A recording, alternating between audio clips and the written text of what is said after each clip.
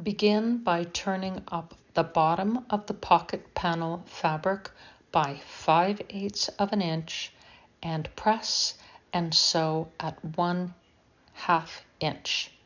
You will turn in the top of the pocket panel by 1/2 an inch, and you're going to sew that top section, that top edge, at a 1/4 inch seam allowance. Be sure to backstitch at the start and finish of every seam. This will secure your stitches. Next, find the center of the panel by folding it in half and pressing nice and firm. Mark that center. This shows the panel complete, and I've slowed down the video because I want to describe what's going on here. I'm going to take the whole thing apart so you can see how I have created this. So at the center fold that you've marked, you're going to mark 1 inch on either side of that. So that's going to give you a 2-inch pocket. From there, you're going to mark 1-inch increments all the way along to the right and to the left. So each one of those sections beside the pocket, whether it's a 1-inch pocket or a 2-inch pocket, allows you the space to create a pinch pleat.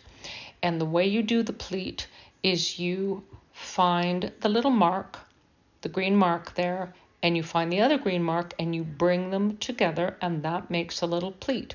And you clip that with a clip. Then you bring the other green mark into the other green mark and you secure them both with that clip. Now you have a little pinch pleat, and you just keep doing that all the way along. And then what happens is each of those pleats settles very neatly into the gap.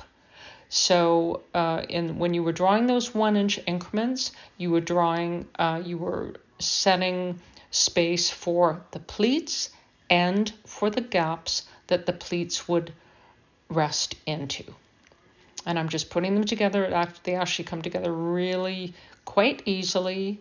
Of course, I've already pressed all this and then I undid it, but it's not difficult at all. And once you get the hang of it, you can just do them together in a oneer. Et voila, there it is, turned around, and that is what the finished panel is going to look like. And of course, I am giving it a very good pressing. The next thing will be to baste along the bottom of that line using a basting stitch, which is 5 millimeters. And as you baste, I'm sorry, my camera's a little bit off-centered here, but as you baste, tuck those little pinch pleats right in. They will go in nice and tight, neat and tidy, especially if you've given it all a really good pressing.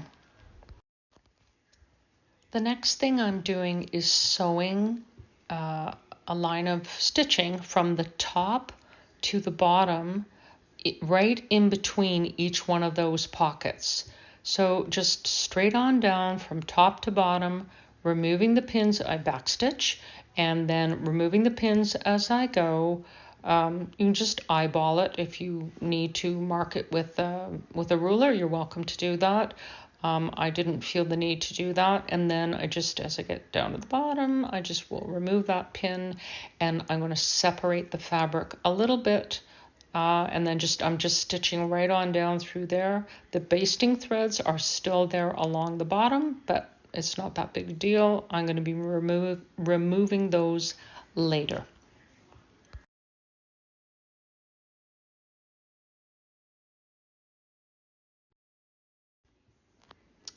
And now I am going to be sewing a line of stitching, a regular line of stitching at 2.5 millimeters all the way along the bottom of the pocket panel, securing it to the main body of the fabric. And I'm just pulling out those basting threads as I go. I didn't feel the need to do it ahead of time. I just kind of, this is kind of the way I work. Sometimes a little bit messy, but I get done what I need to get done.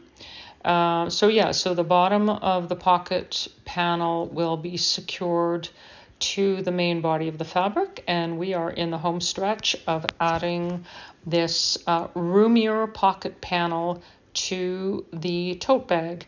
And what I'll do when I get to the end here, if I never get all those little threads out, forgive me, it's a little bit wonky with my camera, I apologize. So I'm going to get to the corner and I will backstitch to secure the corner, and then I'm going to pivot. I'll lift up my presser foot, leave the needle down, I'm going to pivot, and then I'm going to come up the right hand side, backstitch again, just to make sure that those corners are nice and secure, removing the pins as I go. And right up to the top corner, little back stitch just to make sure it's really nice and secure for any time it gets tugged at by little hands. There you go. And there it is, nicely secured. Thanks for watching. Stay tuned for more.